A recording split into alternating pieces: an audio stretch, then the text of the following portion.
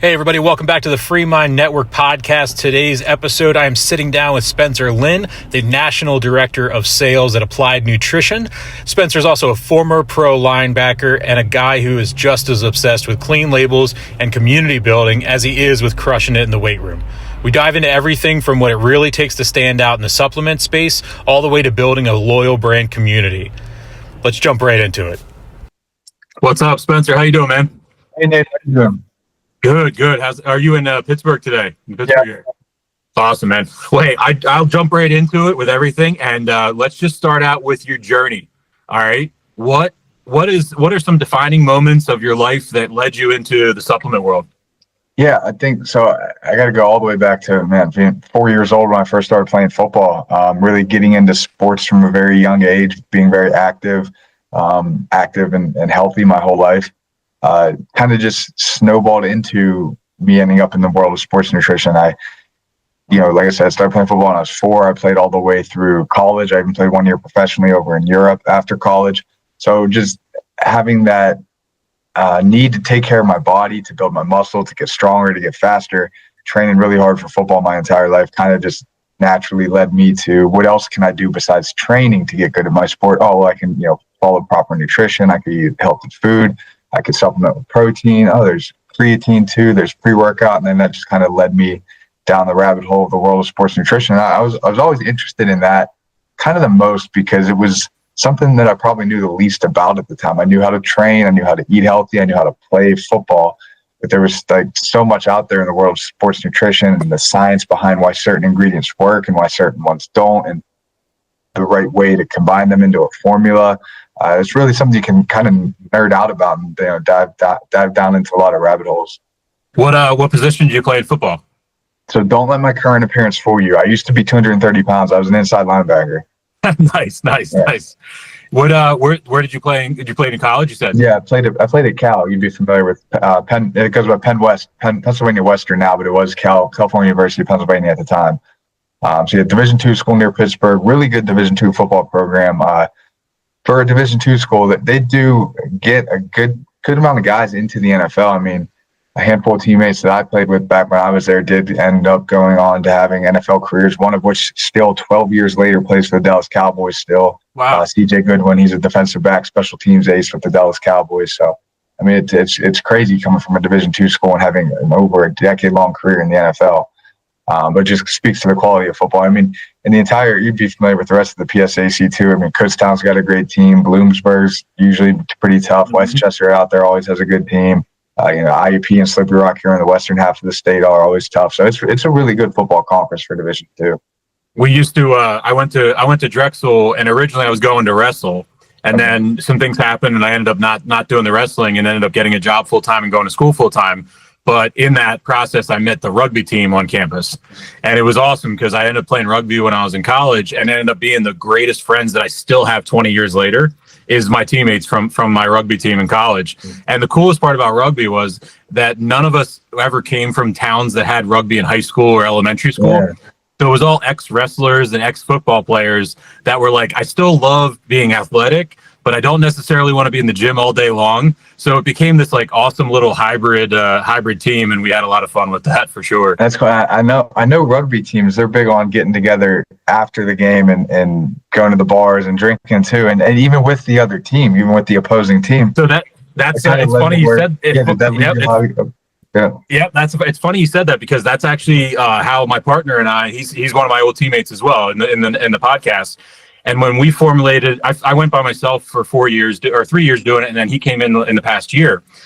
And then when he came in, it really helped me see what my original goal was of the podcast, and it was to take that rugby lifestyle and put it in real life.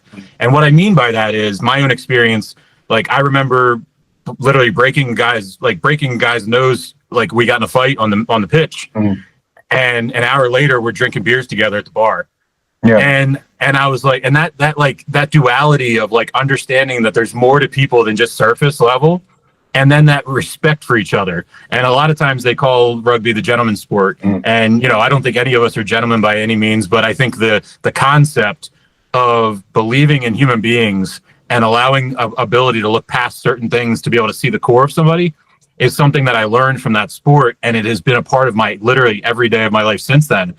And it's really, I enjoy talking to people in the athletic space because, and it's also other things in band and theater and anything where you're in a communal thing with a common core goal.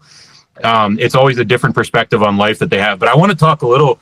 I didn't know about the playing up in Europe and stuff like that. Tell me a little. So I went to my high school was I went to Mercersburg Academy prep school in Franklin County, and we had a lot of kids that would go off into and for basketball and different things like that and play in Europe.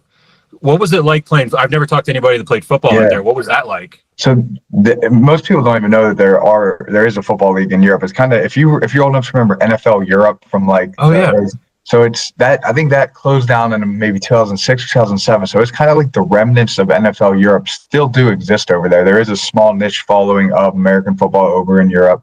I would say it's comparable to maybe how big MLS soccer here is in the U.S. Maybe a little smaller than that, just in terms of like a fan following.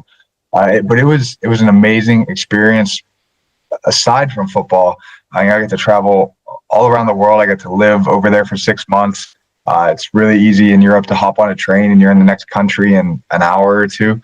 So I got to see a lot over there just outside of football. So that was an amazing experience. But the football side of it was very unique too. So a lot of kind of like what you just said about rugby, a lot of the guys, so the rules were that, still to this day, each team can have 2 Americans on the field at the same time. So offense can have 2 Americans on the field, almost always a quarterback and usually a running back. And then on defense, usually a linebacker and a defensive back are the 2 Americans. So each team can only have a maximum of 6 Americans in total. Otherwise, it would just, the team with the biggest budget would just go hire a bunch of Americans and they would dominate. So they do want to keep it somewhat in-house over there. So, the 6 Americans on our team, and then the rest of our team was made up of guys from all around Europe. And it was kind of like what you just mentioned about rugby, and that not many people grow up over there playing football. They were all either soccer players or rugby players that didn't make it professional in their sport. So they go, I'm going to go try playing American football. So there were some really good athletes that didn't quite understand like the X's and O's and the tactics and like the physicality of American football. So it made for like a unique dynamic on the field. And that there were a lot of, fast, strong people. But where my advantage always came into play was that I understand the game way better than any of these guys. And I'm not afraid to like throw my body into the running back as hard as I possibly can. So like it was definitely unique. And it also, being one of the Americans on the team, all 6 of us really were kind of looked at to coach the other guys too. A lot. Really a lot, even as far as kind of calling some of the plays on defense, and as far as the entire defensive scheme, there was an aspect of it that was coaching as well as playing too. So that was a unique factor too. It was like a real life reverse Ted Lasso theory. You know what I mean? Yeah. Like the Ted, where the players are trying to figure it out. Yeah. That's dude, that's really cool. I have not yet. I've done Caribbean travel in Canada and things like that, and my goal was to go as deep as possible into the United States. And then later in my adulthood, I wanted to go over to Europe, but now I want to go a little earlier than I thought. So I want to check it out. I've been to being over there in Europe as long as I have, and then also my background in the military too. I've been to as many countries as I've been states. So I still there's a whole lot of the US I still need to explore. I've never really been out west. I've never been to, the great national parks out west. There's still a whole bunch of this country that I need to explore. That was growing. When you said national parks, that was growing up. My family didn't fly. My parents had some bad experiences, and they were like, "I don't like flying." So every summer, we got in my grandfather's van. It would be my grandparents, my uncle, my parents, and then every random like aunts and uncles every summer. And we just hop in that Ford Astro van or Astro Star, whatever it's called, and we would drive across the country and go to national parks. That's cool. I'm going to do that with my family as my son gets a little bit older. I would love to do that. It's a big goal of me. I have a 13 and 14-year-old, so they're just getting ready to get to that age where they'll appreciate it. So it's definitely on there. Let's jump into a little bit on into the supplement space of things, and then what it is on the business side of things.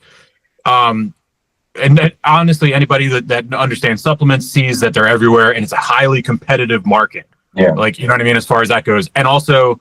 It's kind of like similar, like in my line of work in the alcohol industry and things like that. It's a little similar in that sense where there's a lot of great brands with high quality product. And then there's a lot of brands that have great marketing, but not a great high quality product.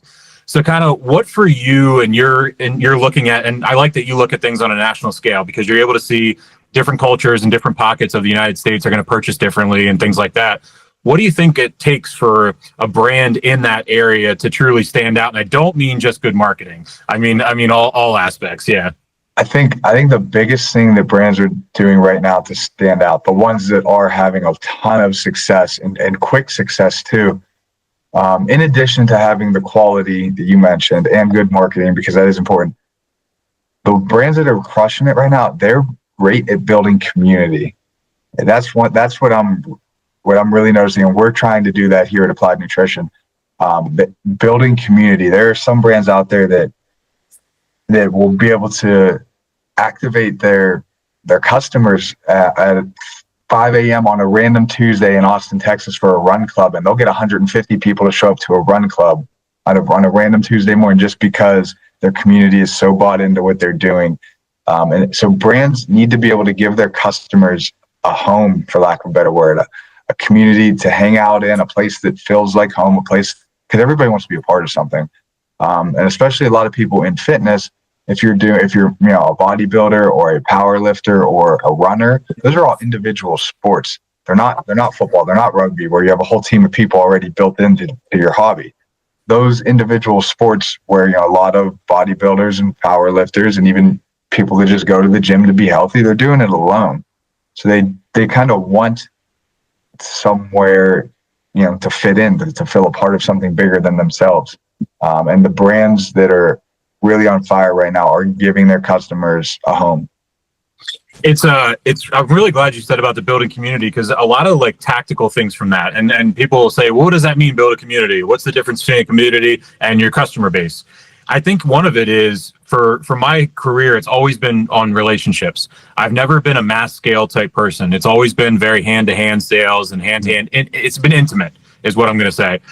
One thing I found that helped me build communities all throughout my career has been, when it comes to product sales, a lot of brands focus on sampling and focus on consumer experience, but they focus on it at the point of purchase. And one thing I've always done to kind of zig when everybody else zags, and I felt that it built community and more loyalty to the brand, is I did samplings at places that you wouldn't think. Mm-hmm. So I would work with art galleries, I would work with novelty stores, I would work with other places where people had high traffic, but yet weren't expecting to see somebody doing a tasting or doing a consumer activation. And I think more people need to understand the tactical pieces to it, that we're not just talking about building a group. We're talking about building experiences and engaging experiences. But when you meet people where they are, instead of waiting for them to come to you, I think that's when you really get to see the real person, because then all of a sudden, from a marketing standpoint, you realize you're oh man, 25% of my customer base is into art. 25%, the other 30% of my customer base is into, hardware stores or whatever it is. And then all of a sudden you can begin to curtail different marketing campaigns that don't lure and manipulate. They just meet them at where they communicate and how they perceive information. Mm-hmm. And I think that efficiency of communication, from my experience, has helped me accelerate brand loyalty and communities around that. Yeah, that's a great point. So we actually just this past weekend, my voice is a little bit raspy. We actually just did the Arnold Classic. So we had excellent. We had a big booth at the Arnold Fitness Expo, huge booth. It was a blast. I talked the whole weekend. That's why, like I said, my voice is just starting to come back to normal. But that is, kind of giving the customers out there that experience that you just mentioned. We were selling products at our booth, but that wasn't pulling people in. It was literally throwing samples into the crowd that was pulling people in. We had a guy emceeing our booth on a microphone. We ran a dip contest on the dip bar and pull-up bar. So that was the experience. It was drawing customers to our booth, not the sales. But I think, we've gotten already a lot of good feedback about the overall experience of our booth. So hopefully we're able to build off of that. And, we have done other things too, like sponsored powerlifting meets where we have tables and we're giving out samples of those powerlifting meets, not selling our product at all, but, like you said, sampling away from point of purchase. And I do think that definitely can be more impactful, especially somebody who appreciates not feeling like they're being sold all the time. Yes. And that's exactly it too, is now, and the reason that it's being able to work so well, it wouldn't have worked it wouldn't have worked, let's say 30 years ago.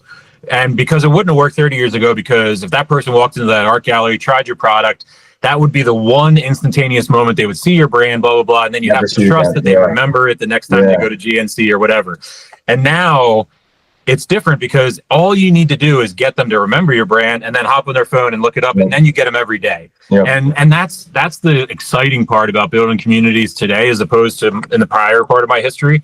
And I think like that's, I don't know, I get really excited when I talk about community and stuff like that, because it's also something that everybody needs to understand. It transcends every industry. Like you don't, like, it's not just like it's something for health and wellness, or it's something for nutrition, it's something for alcohol. It's like every brand needs to be building a community around their stuff. But then also the fun part becomes when you can start looking at the big picture on a national scale, and then you start saying, okay, my ecosystem has these principles, these foundations, what other industries and what other things have the same principles? And then the Venn diagram begins where your community, you can then overlap with somebody else's community, whether it's through collaboration or just, informal partnerships.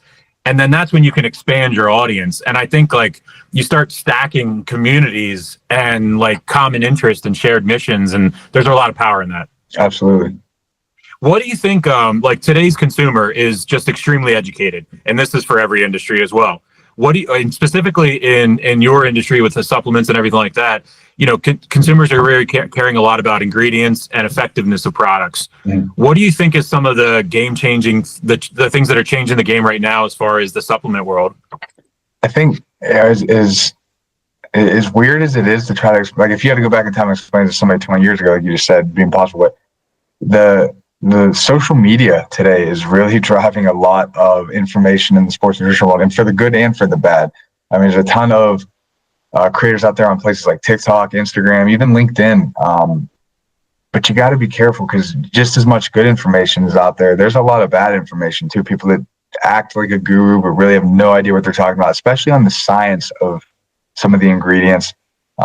There's all kind of controversy around artificial sweeteners or natural sweeteners, and you really got to be careful with who you listen to, and always do your own research to kind of verify their claims. Especially the younger generation too, so big on TikTok and Instagram.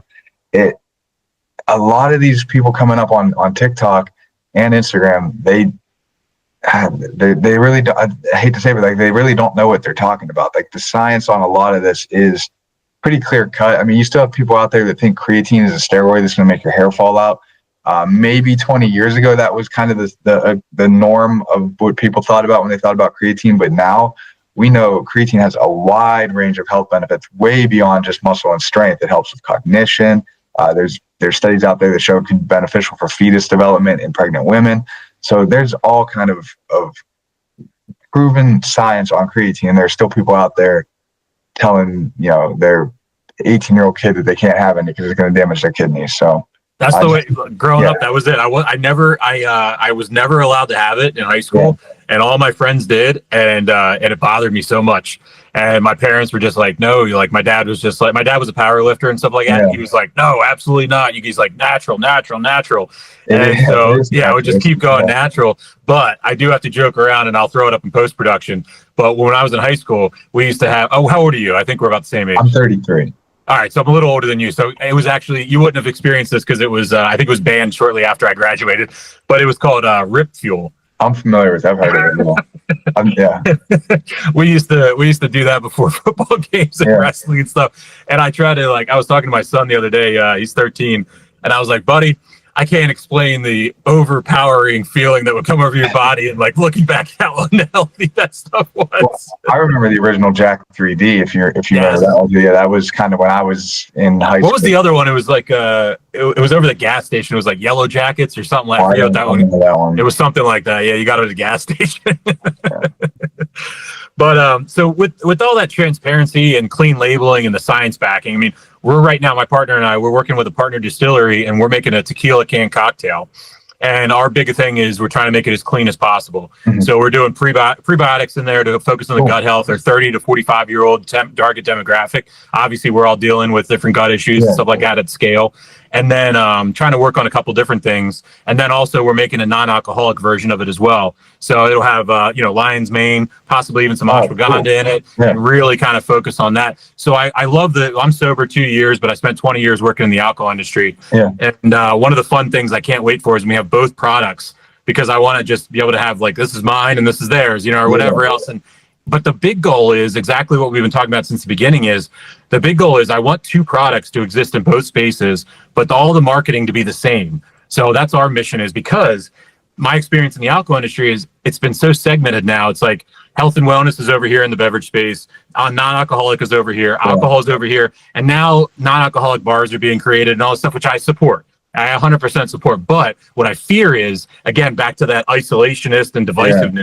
It's like if we're all running in separate lanes and nobody's ever crisscrossing. Yeah. So we're going to build a bridge brand that can kind of start crossing over back and forth and using it in a fun way where it's like your sober buddy can join you. Yeah. And then also we, as a joke, we're going to have an equation on there where it's like for every 3 of these, you got to throw one of the NAs in there to balance out your, balance things out. That's cool. So, non-alcoholic, it is exploding right now as a category. It is taking off rapidly. There's a lot of interest in that. And there's a lot of, just from what I've seen, there's a lot of brands that are trying to still, they're not just making a non-alcoholic drink that is just bubbly and it tastes like the real thing. They actually kind of are trying to add, like you said, ingredients to it, ashwagandha, lion's mane, to kind of give some type of experiential feel to the customer. Yeah. Maybe not quite like a buzz from alcohol, but something that their brain is going to feel.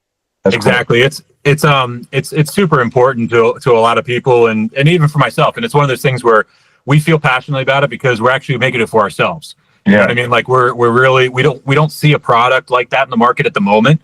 And so we're trying to create that. We'll have it out. I think we'll hit the shelves in early May or something like that in Eastern Pennsylvania, and then eventually make our way out west. But with that, about transparency and clean labeling and the science, do you see that as, are there clear regulations now, or is it similar to alcohol and other industries where the regulations are still kind of like ever evolving fluidity as far as that goes? Yeah, so there's a huge misconception out there that the supplement industry is not regulated, and that couldn't be further from the truth. That's not true at all. The supplement industry is heavily regulated. It's just that the regulations aren't always enforced by the FDA. The FDA doesn't quite have the teeth to go after some of the people that aren't doing it right in the space. So the regulations are there. It's just not everybody's following the regulations, and they're oftentimes not being punished for not following the regulations. So at Applied Nutrition, you said transparency a couple of times. We take being transparent. We're very proud that all of our products are transparent. And then we actually use a third-party certification called Informed Sports Certification. So all of our products we make are Informed Sports certified. It's pretty much the industry gold standard for third-party product testing. Every batch of product we make is tested upon completion of manufacturing. It's tested again before it goes out to the retailer. Then we enter a pool where it can be tested a third time up to a year later, where somebody from Informed Sport, which is the organization, they can come into a vitamin shop, they could buy one of our products off the shelf, they can send it out for lab testing a third time up to a year later. And with Informed Sports specifically, they're testing to make sure that nothing in any of our products is banned by any sports organization. So whether it's a high school athlete, a college athlete, professional athlete, drug-tested bodybuilder, drug-tested power lifter, and even military and law enforcement subjected to the same drug testing that those athletes are. Anybody that just named can take any one of our products and never have to worry about failing a drug test from our product. They're also testing to make sure that what's on the label is actually in the product too. So Informed is the organization, and you'll see their certification stamp on every one of our products. It's kind of a non-negotiable of our line. We want to give our customers peace of mind knowing that when they pay for our product, they're going to get what's on the label, and they're never going to fail a drug test because of anything that we make. It's not easy. It's not cheap to get those certifications, but we definitely think it's worth it. And there are other brands out there that have those certifications too on some of their products, but literally every product we make has that certification on it. And then there's another one too from the same organization. So Informed, like I said, that's the organization's name. They have Informed Sport, which is the one that tests for all the banned substances in sport. And then they also have Informed Protein, which is a different certification that you would get for your protein powder. And our AN Performance Hybrid Protein has that Informed Protein certification too, which verifies that the amount of protein that we're claiming on the label is actually the amount that the customer is getting when they take our product. So if you might remember too, some years ago, maybe a decade ago at this point, there was a big controversy around it. They called it amino spiking. Yeah.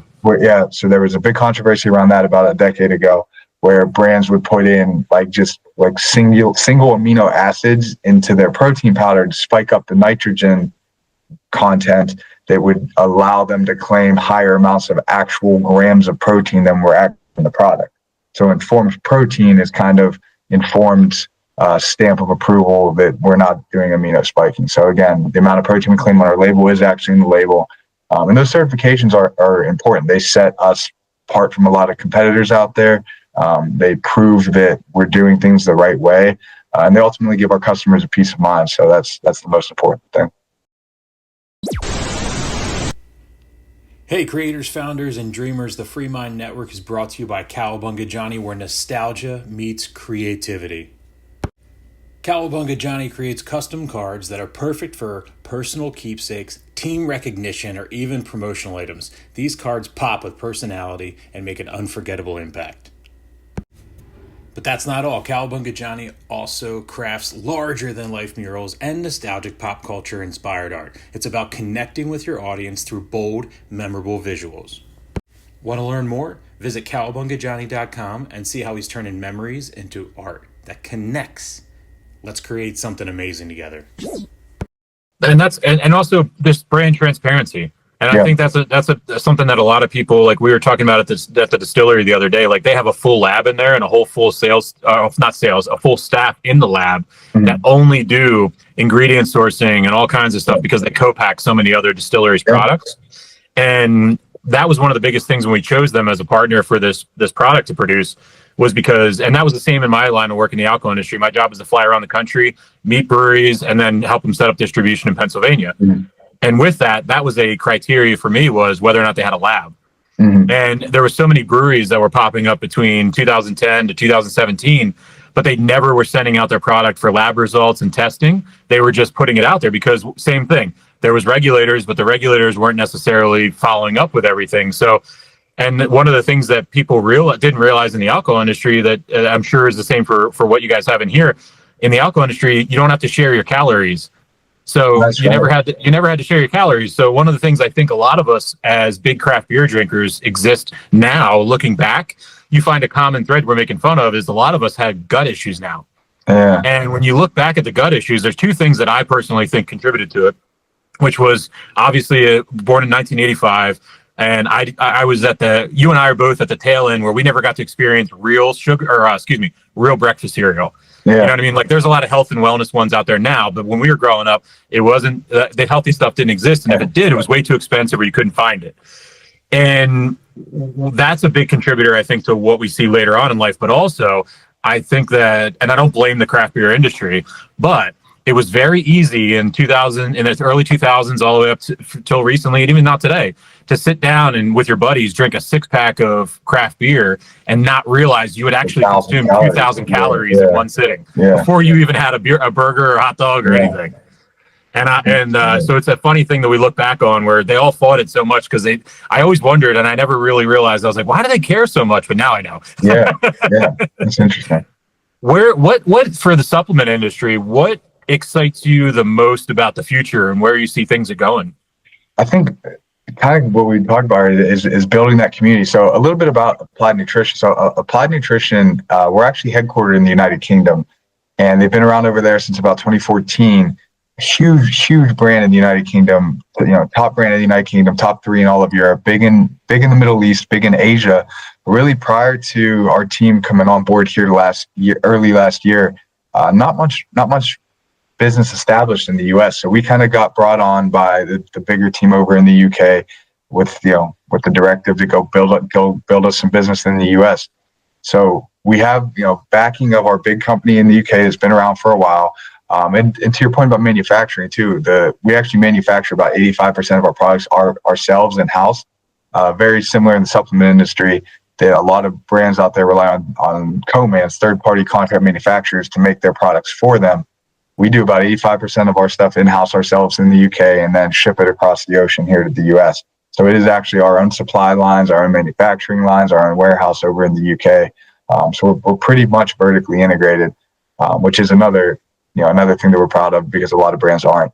But I think the thing that excites me the most is just building our community here in the US. They already have that community built over in the UK because they've been around for over a decade there and very successful. But here in the US, we're kind of really just getting started. In a lot of ways, the Arnold this past week in the Arnold Classic was really like our first major coming out party here.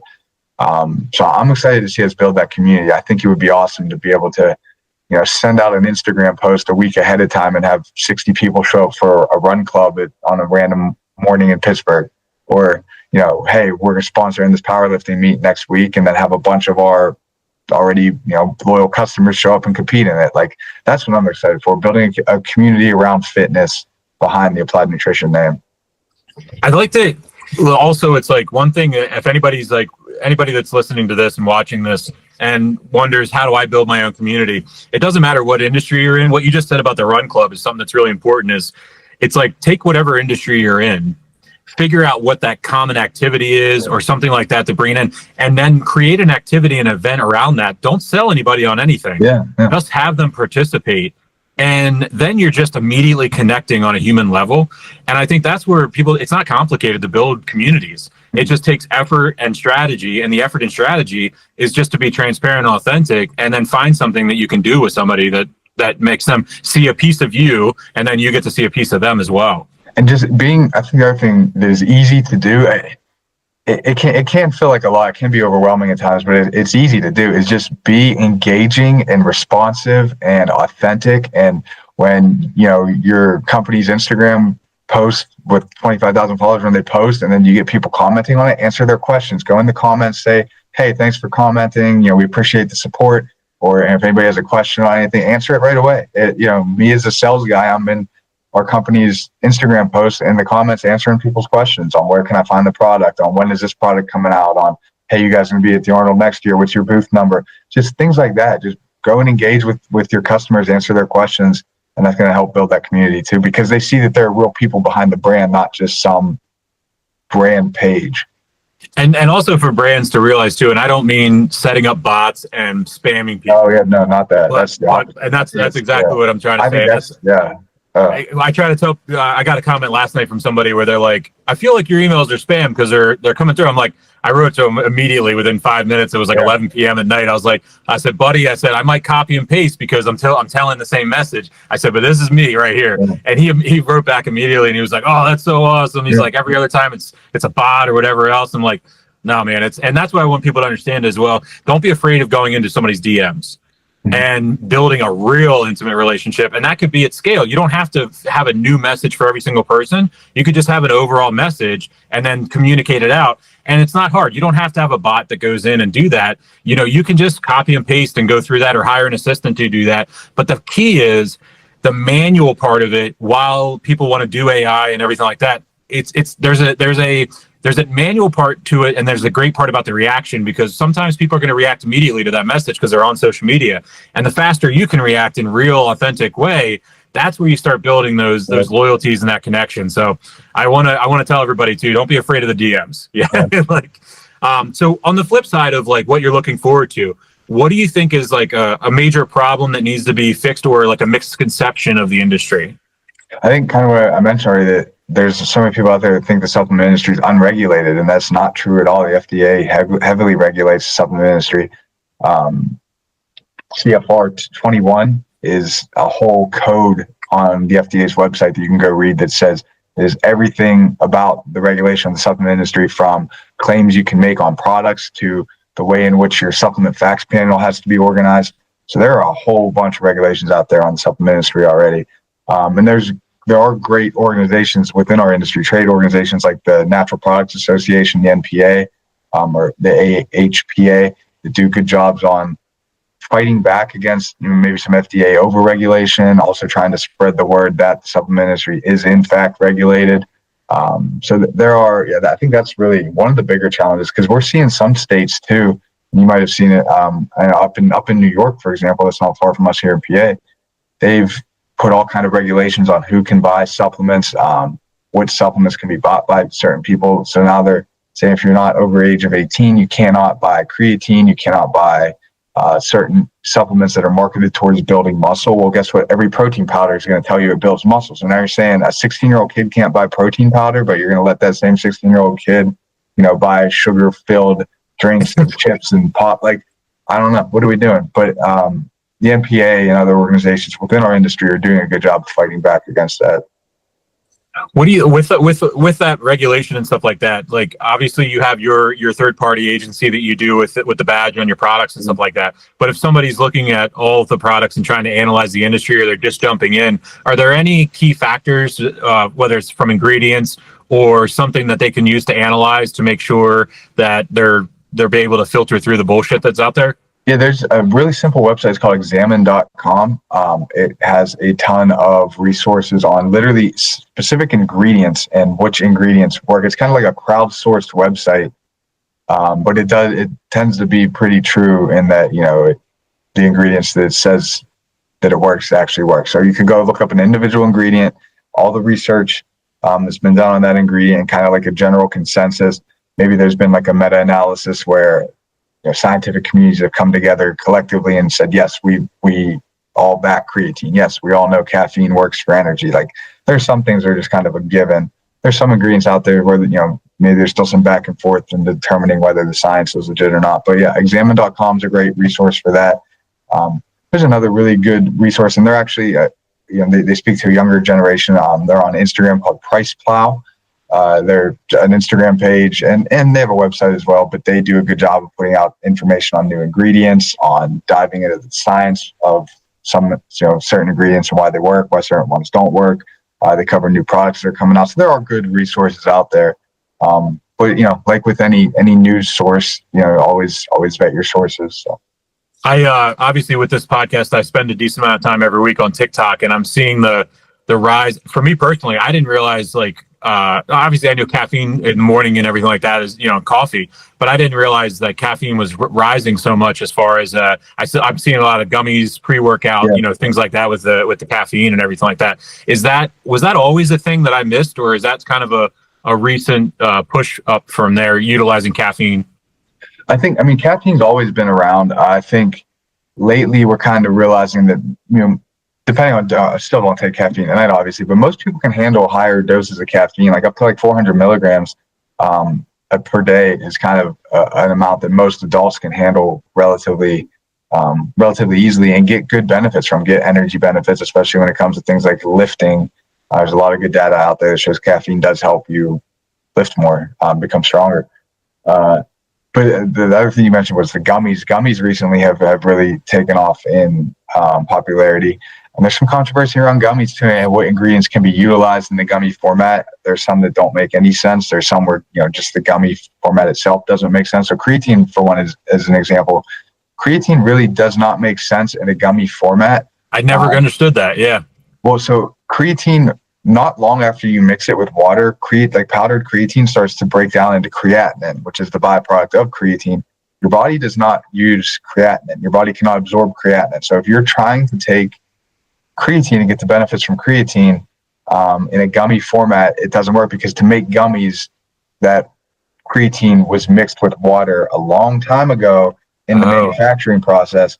So that creatine, by the time 6 months plus later, when it's on shelf as a finished product, there's very little actual creatine left in the gummies. And there's brands out there now, Foods, who's a huge sports nutrition legacy brand. I'm sure you've seen, they have orange and green bottles. They're just called Now Food. They've been around forever. They bought a bunch of creatine gummies off of Amazon and they sent them out for lab testing. And 96% of the creatine gummies that they tested failed lab testing, and showed that it was all creatinine in the gummies. So your body does not absorb creatinine. So again, gummy format for creatine doesn't make sense. Now there are other ingredients in a gummy format that can be utilized for sure, but then there are other ingredients where the gummy format just doesn't deliver enough of them. So if there's an ingredient where you need, I don't know, a 10-gram dose of something to be effective, you're going to have to eat 30 gummies for it to get as much of the ingredient as you need. So formats are another thing that we need to be careful of within the industry, and just how we're utilizing formats. I know everybody wants to be innovative and do the next new cool thing, but that next new cool thing might not make sense from a science standpoint. So that's something that we have to be wary of. It's the same in two other industries as well. I work in the cannabis industry, and it's the same. People not realizing that they'll be like, oh, I smoked weed when I was a kid, but it didn't affect me and I didn't like it. And then on the reverse, now you see people that didn't smoke, or they're, boomers and adults and parents now, but they lean the gummy route. Yeah. And then they don't realize that you do have to try all the different formats to figure out what works for you, as far as that goes. But again, if it doesn't work, it doesn't work. But then it's interesting when you said about the creatine sitting in the gummy not being working. One of the things that in the alcohol industry that changed was with the non-alcoholic beers. So growing, like when I first wanted to become, like I got sober 2 years ago from alcohol, still work in the industry, obviously, but I tried before multiple times to get sober, but I needed something to replace that beer. Yeah. I needed something like psychologically to replace it. And all the stuff out there was garbage. This is before what's out here, what's available today. I'm talking O'Doul's, I'm talking, Coors Original, NA, stuff like that. And then later, what I didn't realize was the reason it all tasted horrible was because they hadn't advanced any technology, and they were going so antiquated. So in order to remove the alcohol, they would produce the beer exactly the way they did, and they would do like a milk, basically like when you pasteurize milk, how you hot boil milk, or hot boil milk, and then get everything out. That's what they were doing with beer. So they were producing the beer regularly, and then they were hot flashing and hot boiling the alcohol out of it. But when you do that, you get this like biscuity, burny taste to it, and it just always tastes like garbage. And then now I can't give credit because I don't know who it was, but somebody had developed a yeast strain that basically does not create alcohol. So it'll still go through all the processes of carbonation and consumption as a yeast strain would do and develop the profile, but it doesn't burp out the alcohol like everything else does. Yeah. That's fascinating. I honestly never really put much thought into how they make non-alcoholic beer, but that's cool to know. That was the change and that's why it became popular. It became popular because it was actually good now, as opposed to just O'Doul's and stuff like that. What's your non-alcoholic beer of choice? Right now, it's Athletic. I like Athletic Brewing. Yeah, I like Athletic is really good, and Brewdog is number 2 for me. Okay, I've not had that one. So I don't drink alcohol myself. I've never had a sip of alcohol my entire life. Oh wow! Yeah. But I've had Athletic Brewing before, and I enjoy it. And the other one I like, I don't even, you wouldn't consider it a non-alcoholic beverage, but have you ever had hop water? I enjoy hop water. Yeah. I enjoy hop water, the brand, and I'm going to say this. I'm going to say to every other brewery that has attempted to do hop water, stop. I've had it at every brewery where they're just like put the tweezer in the back and the eyedropper, and I'm like, it's always garbage. Like whoever, if you're gonna do it, replicate hop water's formula because they do it right. I like but it's and that's the other thing that's coming with our beverage stuff. In like 8 months, we're gonna do an NA beer, and then we're gonna do it as a THC infused NA beer. Okay. Cool. So we're gonna play, like, we're gonna teater a lot of industries with all these different products. When you in your line of work with the supplements, I mean, brands have kind of had success and they've had failures. What do you think is like a common thread between some of the most successful brands that are in the industry right now? I think, again, I would keep harping on community, but just the ability to build a community of loyal customers that choose that brand over other brands. I mean, growing up, before I got into the actual industry, and even now, I take products from all different brands. There are certain products from some brands that I like, and I use those ones and mix and match. If I use a pre-workout from brand A, I'm not afraid to use a protein from brand B. But there are a lot of people in this industry that are like loyalists to that one specific brand, and that's because they feel a sense of community there, or that brand just really nails the flavoring every time on every product across the board. I would imagine similar things in the alcohol industry where I know for a fact there are people that are diehardly loyal to their alcohol brand. I'm sure you got over there, you got your Iron Cities, and over in the East, you got your Yinglings. Yeah, for sure. So it's the same thing as like just figuring out how to get those customers loyal to your brand. I think that goes back to community. I like to, in closing, I have 2 questions in closing. One is the last one will be a fun one, but this last one is it's still gonna be fun. Beyond supplements, if somebody's listening today and they're hearing our conversation and they're like, you know what? Like, this is really interesting. They got a lot of confidence from you giving the transparency of the industry and the regulation reassurance. Outside of buying supplements and just consuming them, what are some daily routines and daily mindsets that somebody should be considering? Because understanding that just taking the supplement is not going to do anything for you. What is the lifestyle that has to come along with that in order for the supplement to be effective? Yeah, 100%. Or you can sit around and eat protein bars all day long. We'll get fat. Right. At the end of the day, supplements make up that last 5 to 10% of your overall health and wellness. The vast majority of your health and wellness is made up from activity and your nutrition. So if you're somebody who's just getting off the couch for the first time, you don't have to go run a marathon tomorrow. Your marathon can be 2 laps around the neighborhood. Just go get moving, get active, take your dog for a walk, go on a hike, go to the neighborhood park and run around. Like, you don't have to go crazy right away. The biggest thing would be to just first get moving and then start making better choices with your nutrition, with your diet too. You don't even have to use the word diet. Just say you eat healthy, because, diet seems like you're sticking to a strict plan. I think some of the most successful people out there when it comes to proper nutrition probably follow like an 80-20 model, where 80% of the time they eat the foods that we all know are healthy and should most likely be eating. And then 20% of the time they indulge and live life and enjoy it a little bit. So again, you don't have to go from, I'm eating whatever I want. I'm eating pizza every night and drinking a 6-pack of beer every night and washing it down with some soda. Like, no, you don't have to go from that to following a strict diet protocol the next day, but just make better choices over time. And then just let it snowball from there in the right direction. Supplements are like that last 5 to 10%. Once you have those other things in check, once you're hitting the gym, 3 to 5 days a week, once you're, eating your fruits and vegetables and your meat and staying away from processed foods and staying away from junk food, once you have all that in check and you've been consistent with that for 6 months to a year, now consider the supplements. Now consider that last extra 10% to really push yourself to your optimal health and wellness levels.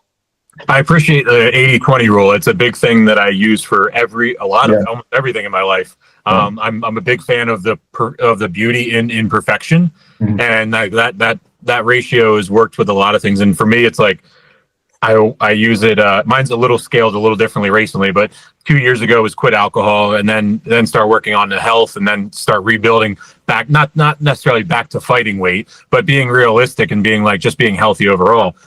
So with that, in the beginning, I was like, I did that extreme thing where I was like, okay, cut everything out and blah, blah, blah, and let's just go cold turkey. And now it's like the alcohol is gone. Then the sugar came in as a crutch to the elimination of the alcohol. And now I'm in the phase of trying to transition. I'm at honestly like a 60-40 right now and I want to get to the 80-20. So I've been in like these 6-month phases of kind of weaning it out, but I cannot let go of that sugar because like I used it to like crutch the cravings of alcohol, and that's been such a hard thing to quit. Interesting. Yeah, I mean, as long as you're clawing in the right direction. I mean, you said 60-40 now, so 61-39 tomorrow. Exactly. You got it, man. Yeah, you got it. Yeah. The last question for you is a fun one. It's I'm building a Spotify playlist with all these answers, and I have over 100 now, and I gotta get building this. But 3 songs that you would want played at your funeral. Oh man, my funeral. I don't think I've ever thought of that in my life. Won't Back Down by Tom Petty. Nice. Definitely. Oh man, the other 3 are gonna be tough. I'm trying to think of songs I used to listen to before football games all the time. Win by Jeezy, if you remember that one. That was the one we always listened to right before. To this day, when I hear that one, I get goosebumps because that was the last song we always listened to in the locker room before we walked out. Is that the one that's like, all I do is win, win, win? No, not that one. It's by Jeezy. It's different. I'm not going to sing it because you're good. I'm going to play it as soon as we're done. And then, oh man, probably something by. I don't know. I really don't know on the third one right now. That's okay. I know it's a unique question. Yeah, that's why I love it. That's why I love it. Well, hey, Spencer, I thank you so much for taking the time, man. I remind everybody real quick is that this is 2 strangers. I didn't send Spencer any prep in advance. I didn't send him any questions. And to be honest with you, I always come with 20 questions, and majority of the time I never use them. And pretty much I used only 5 of the 20 because this was a very genuine conversation. So I appreciate you taking the time, but more than taking the time, I appreciate you coming on this podcast without any prep, without any questions, and completely being vulnerable and being open to the experience. And that means a lot to me as well as our audience. And I believe that's kind of one of the things that draws them into our community. And I hope that they then can pique interest into your community and begin to follow what you're doing. So I'll send you an email for get your headshot and then all your contact information to put it in the description for how people can follow your business and follow you and everything that's going on. So again, thank you so much, Spencer. And man, I really appreciate it. I appreciate it as well, Nate. Thanks for having me on. It was fun. It was a good chat, and we have a lot of common. It's interesting to see how much common ground there is between the sports nutrition world and alcohol business as well. It's kind of similar distribution strategies, similar, really a lot of similarities. Kind of blew me away.